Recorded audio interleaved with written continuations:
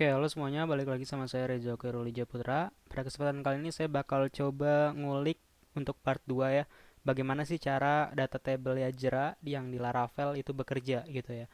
Bagaimana si data table Yajra ini bekerja berkomunikasi dengan Eloquent Laravel gitu ya. Nah, kalau misalnya teman-teman ngeinstall data table Yajra itu di Laravel, nah teman-teman akan mendapatkan config data table seperti ini ya.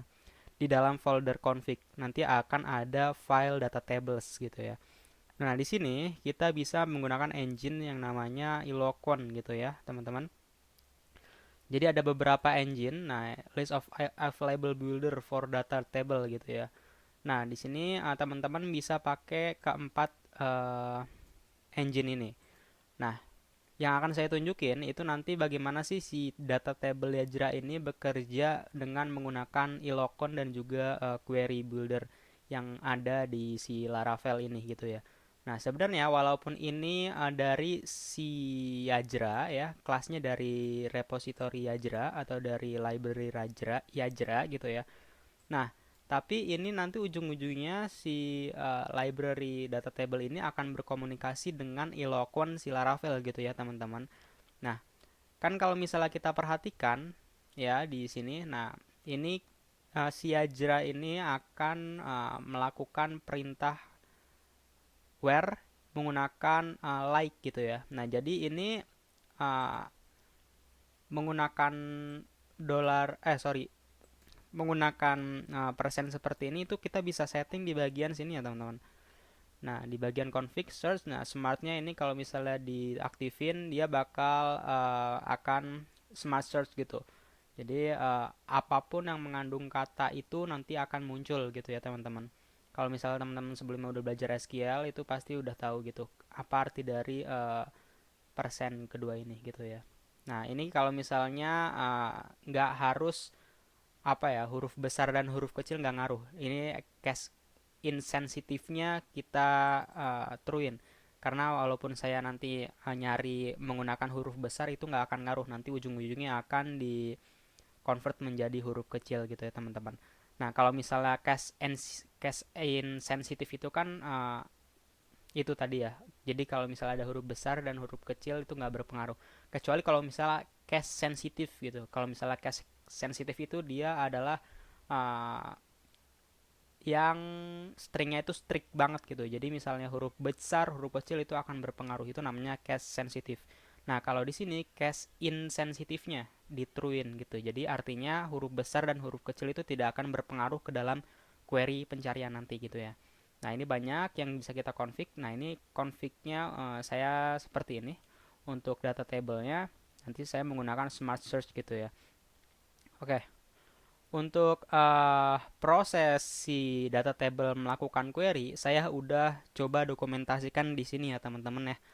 Nah, jadi saya udah ngulik-ngulik beberapa source code-nya si data table ini yang punyanya si Yajra. Nah, itu saya menemukan beberapa kelas gitu ya teman-teman. Yang pertama itu saya nemukan ini HTML builder. Jadi ini saya awalnya kan ngulik dulu ya dari si kolom yang sebelumnya yang ada di part 1 gitu. Nah, saya ngulik dari si kolom tersebut gimana sih caranya kolom tersebut itu melakukan penyimpanan data ke dalam properti kelas tersebut, dan ternyata di situ emang ada properti untuk menampung nama-nama kolom tersebut menggunakan array gitu ya teman-teman. Nah, setelah saya ulik-ulik lagi, itu belum ketemu di bagian class builder itu ya. Belum ketemu proses query SQL-nya untuk pencarian data ya. Nah, maka dari itu saya tetap ngulik lagi ke bagian kelas-kelas lain. Ternyata saya menemukan di bagian kelas query data table gitu ya teman-teman. Nah, di sini saya menemukan function column search, nah, terus compile column search. Nah, ini yang core-nya gitu, yang utamanya itu ada di function ini ya, teman-teman. Compile query search gitu ya. Nah, ini proses di mana si data table ini melakukan proses query pencarian menggunakan operator like gitu ya. Oke. Nah, itu udah saya coba temukan di bagian sini ya teman-teman. Jadi tadi ada di namespace ini Yajra data table. Oke, query data table ya, di bagian class query data table. Nah, nanti teman-teman cari aja bagian function query compile query search gitu ya teman-teman. Untuk nyari function bisa teman-teman ketik ctrlp terus ketik add, nah terus nama functionnya compile query search gitu ya. Nah, di sini si Yajra data table ini melakukan proses query pencarian menggunakan binding SQL gitu. Jadi ini sudah aman dari SQL injection ya teman-teman, karena dia menggunakan binding gitu ya. Atau kalau di SQL itu ada yang namanya SQL placeholder kalau nggak salah ya. Jadi dia menggunakan parameter. Nah, ini nanti akan diisi sesuai dengan yang ada di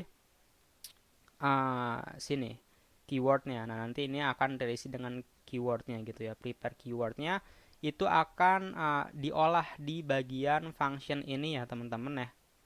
Di bagian setup keyword yang ada di sini. Nah, nanti semua keywordnya itu gimana pun caranya dia akan diolah. Dia akan menyesuaikan dengan config yang ada di data tables ini gitu ya teman-teman.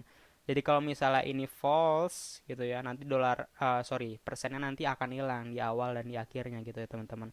Nah, itu nanti akan diproses menggunakan regex atau apa gitu ya teman-teman.